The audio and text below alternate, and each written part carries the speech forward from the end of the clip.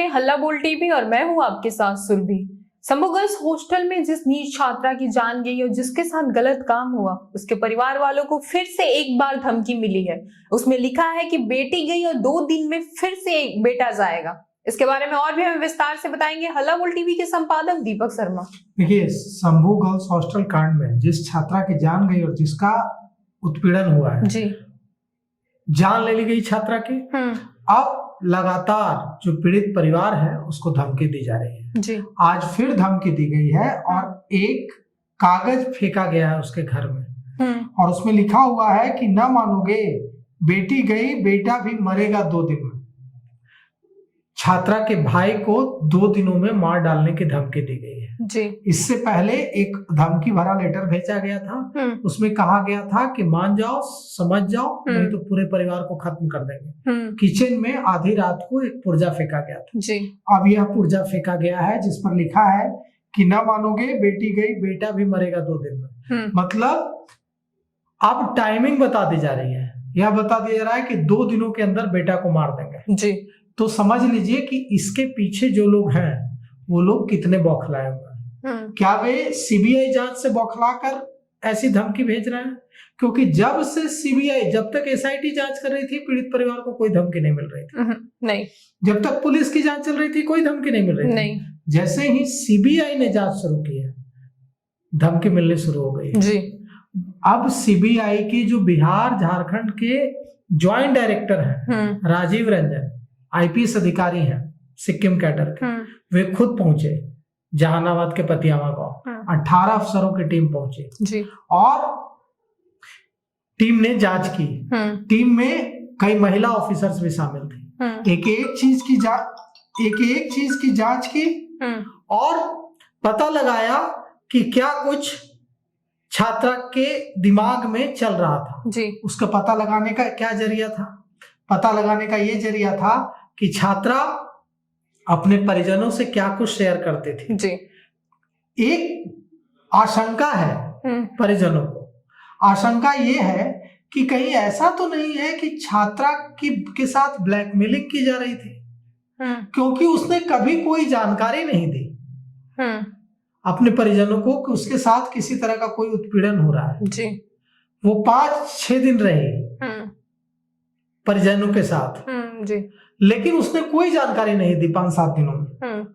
और अब परिजनों को लग रहा है कि हो सकता है कि उसने इसलिए जानकारी नहीं दी क्योंकि उसे कोई डरा रहा था जी, उसे कोई ब्लैकमेल कर रहा था। क्योंकि 5-7 दिनों तक जब वो रही 27 से 5 तारीख तक, तो उस दौरान उसने गांव में अपने ना वो टेंशन में थी, ना वो परेशान थी, ना उसने किसी तरह की कोई बात शेयर की अपने परिजनों से जी। कुल मिलाकर के सब कुछ उसका व्यवहार सामान्य था। अब इस एंगल पर भी सोच रहे हैं परिजन जी कि कहीं कोई उसे डरा कर चुप नहीं रख रहा था, क्योंकि अचानक हो जाती है और दूसरे दिन उसकी तबीयत खराब हो जाती है और कहा जाता है कि उसने सुसाइड करने की कोशिश की है नींद की गोलियां खाकर। कोई खुशी खुशी सुसाइड तो नहीं करता है, बिल्कुल। अगर सुसाइड हुआ है तो अबेटमेंट भी हुआ है। Abetment of suicide is a crime.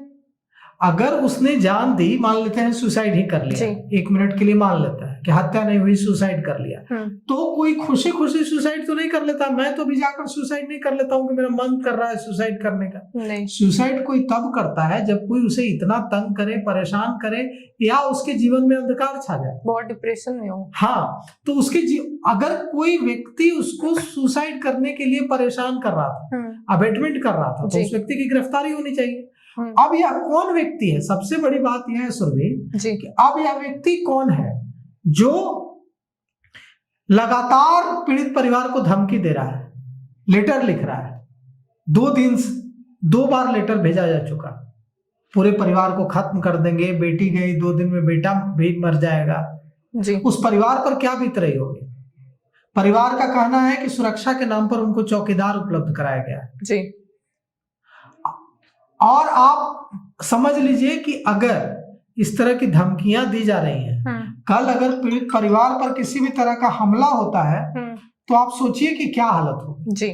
पीड़ित परिवार पर अगर किसी तरह का हमला होता है तो कौन जिम्मेवारी लेगा इसकी?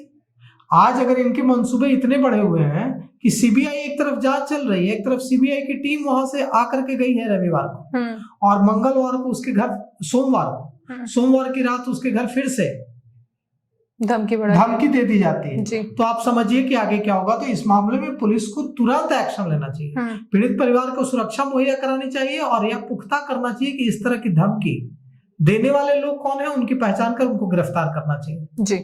शंभू हॉस्टल कांड को जब से सीबीआई अपने हाथ में ली है, तब से पीड़ित परिवार को लगता है धमकियां मिल रही हैं। ये दूसरी बार धमकी है जिसमें साफ लिखा है कि पहले बेटी गई, अब बेटे से भी हाथ धो बैठोगे। इसको लेके आपकी क्या राय है, हमें कमेंट करके जरूर बताएं। फिलहाल इस पेशकश में इतना ही। तमाम खबरों के लिए देखते रहे हल्ला बोल टीवी। धन्यवाद।